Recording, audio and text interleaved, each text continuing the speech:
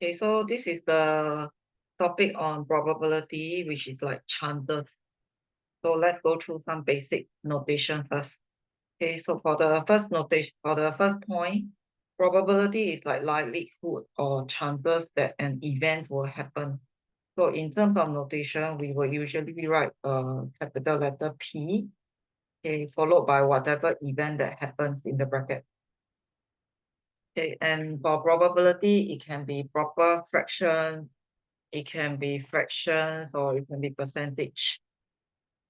Okay, but usually we'll put it in a decimal format. So for probability, it will always be between 0 to 1 inclusive, because an event can have zero probability. When an event has zero probability, essentially there are no chance that the event will happen. When the probability is 1, that means, right, it's like 100%. So the event will happen for sure. There's also a complementary kind of probability. So there's the E prime. Okay, so how do I explain this? So for example here, if I ask you what's the probability that you will pass a test? So the opposite of pass is fail. So you can use like total probability to minus the probability of fail. So something like we do the opposite. So we can use total probability of 1. And there will be something called sample space. So a sample space behaves like a bit like sets and Venn diagram. It has a curly bracket, and inside it contains all the possible outcomes of a certain event happening. So the probability of the sample space will always be 1 because it contains all the possible outcomes. So that's just the basic idea first. Then I'll show you some basic example here. So in example 1, there's a basic example where, okay, so read the information first. I always organize the information. So for red color suite, I got 4. Green color suite, I got 8. Yellow, I got 6. So the total will be 18.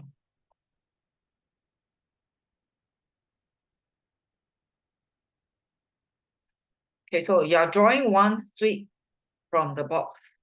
This one is simple probability. Sometimes we can draw 2 suites. So later on we talk about drawing 2 suites. Okay, what's the probability that the suite drawn is red? So please try to write something before you write the answer. So what is the probability that it will be a red? So there are 4 red out of total of 18 suites. So it's like 4 chances out of 18. So you write the actual amount first. You write the actual probability before you try to reduce it. Okay, so what is the probability that is not red? So for the probability that is not red, you got 2 ways of doing it. One way is to use the total probability. So probability of not red will be 1 minus probability that it is. So you can do something like this. Or you can do it this way.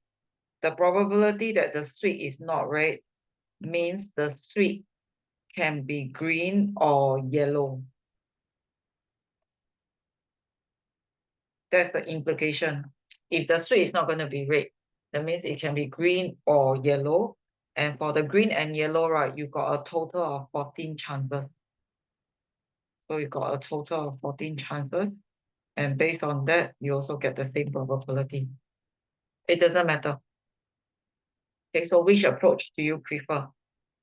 Okay, lastly, for the probability of blue, if you realize there are no blue suite, so there's 0 out of 18 blue suite, that's why the chances is 0. You won't ever get a blue suite because it's not there at all. So that will be the basic idea of probability. And as we mentioned just now, Okay, there's something about sample space. So sample space contain all the possible outcome. So it depends on what's the event. So in this case, right, example 2, we got 2 coins. So this is like coin number 1. And then this is coin number 2. So the outcome for throwing a coin will either be head or tail. It's either head or tail. So it can be, maybe you might get both head, or maybe you can get both tail, or maybe you get the first one to be a head, the second one to be a tail, and then, or it can be the first one being a head and the second one being a tail, the second one being a head. So the order does matter. So how am I going to list the sample space? So I'll list it like both. When I write H, that means the first one is a head, the second one is also a head. So when I write tail, both are tail, or H tail means the first one is a head, second one is a tail, followed by tail head. So these are the 4 possible outcomes. So there are a total of 4 possible outcomes. So later on, when I do the probability, the denominator will be a 4. So what is the probability that you get 2 head? So out of the 4 outcomes, there is only 1 outcome with 2 head. So that's the probability. Okay, then for the second one, what is the probability that you get 1 head and 1 tail? Out of the 4 outcomes, if you go and count, this is 1 head, 1 tail, this is also 1 head, 1 tail. You got 2 possible outcomes. So the answer will be a heart. Okay, the last one, sometimes they like to play with words. So you got to break down the words. So what is the probability that you get at least 1 head? To get at least 1 head, if you go by the wording idea, that means it can be 1 head or 2 head. So you look at all the 4 outcomes. Okay, out of the 4 outcomes, which are the ones with 1 head? This is 1 head, this is 1 head. Which are the ones that has 2 head? 3. So I got 3 outcomes out of the 4 outcomes that satisfy the events. So this is 3/4. Okay, so that will be the idea about sample space. It depends on what's the event. So in this case, it's throwing 2 points. Sometimes you will throw a dice. So you got 6-sided coin. Then the sample space will be 1, 2, 3, 4, 5, 6. That depends on what's the event. Okay, example 3 is also quite a basic one. It comprises of 52 playing cards. So I do a rough going through of the 52 playing cards. When we say 52 cards, right, it doesn't include the joker. Sometimes when we include 2 joker, it will be 54 cards. So basically there will be 13 hearts, and there will be 13 diamonds, and then there will be a spade. I can't draw very well. Okay. There's a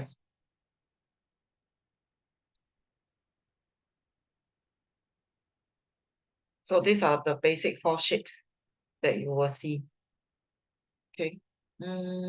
So there are 13 hearts, 13 diamonds, 13 spade. Okay. This one I forgot the name. What is the name for this one? This is the one that looks like a flower. I'm quite bad with cards. Okay, so basically the red color one is this one. The heart is red. The diamond is also red. Then the other 2 will be black.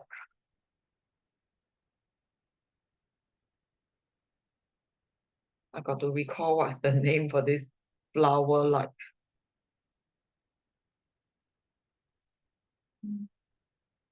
Offhand, I suddenly forget.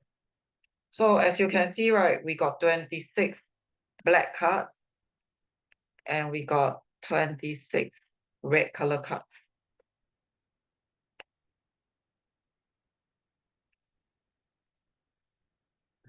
Then what are the makeup of the 13 cards? It's basically A, 2, 3, 4, 5, 6, 7, 8, 9, 10, and what we call JQK. So JQK are considered picture card. So you'll be like this. Okay, I'm lazy, I'm just going to be writing. So you'll be like JQK. So A, 2, 3, 4, 5, 9, 10, JQK. So if you have a deck of cards at home, you can try looking at how does JQK look like. So these are what we call picture cards. There are 12 picture cards. Okay, so these are the makeup. So with the idea of the makeup, we can try to do the probability. So what is the probability that if you take a card, you get an ace? So these are, there's only 4 A's here if you take a look. That means you got 4 chances out of 52 chances to get an ace. Then what's the probability of a red card? So there are 26 red cards that represent 26 chances out of 52. So what's the probability of a picture card? So like I mentioned, picture cards are JQK, and there are 12 picture cards out of 52. So you got 12 chances of getting a picture card. So that will be 3/13. The last one, a card that's not spade. So this one, you can use the total probability. So what is the probability of getting a spade? So there are 13 spades. So there's a 13 chance of 52. You punch calculator, you get a 3/4 chance. So that is the basic idea of some basic probability setup. Okay, and of course, it can be extended to probability with algebra. Okay, so this is one of the more common O-level kind of question. Okay, so if you look at this question, okay, there are 10 white balls. So white, there are 10. Black, I got X. Brown, I got 14. So my total will be X plus 28. Okay, so this one is only drawing out one ball. Subsequently, later on, you got to learn about drawing 2 balls, and there can also be X in the context. So if you look at question A, what they gave you the probability of a black ball. So the probability of a black ball numerically is 2/5. Okay, so I'm going to investigate the probability of a black ball from my information. So I got X number of black ball. So that is like X chances. X chances out of a total of X plus 28. So based on my information, my probability of black is this. But I'm actually given that this is 2/5. So I'm going to equate to the 2/5 that's given to me, and then I can do my normal cross multiplication. So I do my normal cross multiplication. I can find my Am I correct? Oh, sorry, I made a careless mistake. This is a 24. Okay, so this one is a 24, 24, 24. So I will not get a 48. Then my x will be 16. So that is how we can use some basic algebra. Essentially, it's just cross multiplication. So once you know your x, you might want to return your x. So when you return your x, your information will be complete. So black ball will be 16. Then the brown ball is still 14. The total will become 40.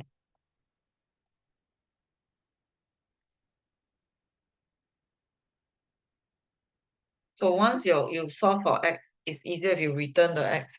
And then now you got complete information. So we're going to draw the ball, and then we're going to put back. So look at the description in part B. You're going to take one ball first. Take, you see the color, and then you put back. And you put back. Then you draw another ball. So your job is to find out what is the probability that the ball drawn is white color. Okay, so I think in this context, right, we just need to know that you're just picking out a ball. So what is the probability that you got a white? Okay, they didn't talk about two balls being white. So what is the probability that the ball is white? So essentially there are 10 white balls out of 40. So that's how we get the 1/4. But if the question is phrased like I take a ball, I look and I return it, and I look again. So essentially you pick out two balls. So if you pick two balls and the question says, what is the probability that both are white? That means, right, the first ball has to be white. And the second ball is also a white. Okay, in this case, you take the ball already, right? You're going to put it back. So it doesn't affect the total. So you'll be 10 over 40. This is the chance that the first ball is white. You return it, you are still getting a 40 total ball. So it will still be something like this.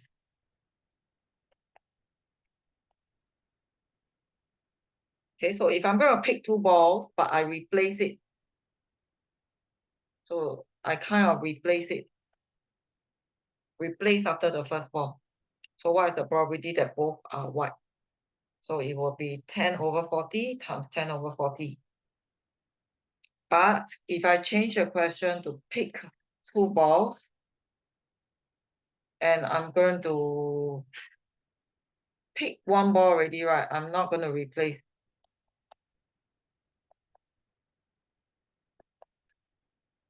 Okay, so this one, you got to be careful. What is the probability that both are white? So some students do this question with probability tree. I'm not introducing probability tree here first. I'm just using the thinking concept. So you pick one ball. The first one is white. The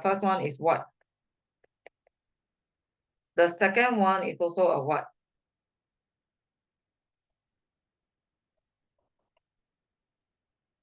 So when you look at the 40 balls, the 10 of them are white. So when you are trying to pick the first ball, you got 10 chances that it's white. Okay, the first ball that is white here, you are not going to return. So you're not going to return the first white ball that you take it out. So after that, right, you are not going to have 10 white balls already. You are left with 9 white balls. And because you're already taken out and you're not going to replace that first one, essentially, right, you're not going to have 40 balls left. you are left with 39. So in your bag right now, after the first one is already taken out, you are left with 9 white ball out of a total of 39.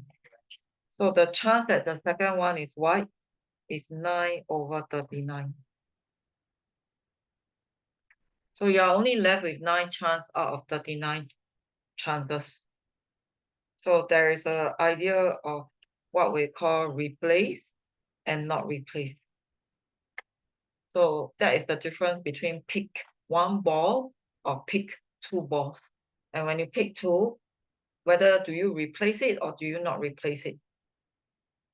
So that will be some basic idea. So sometimes this one can be done by some probability tree, which I will introduce in the later examples.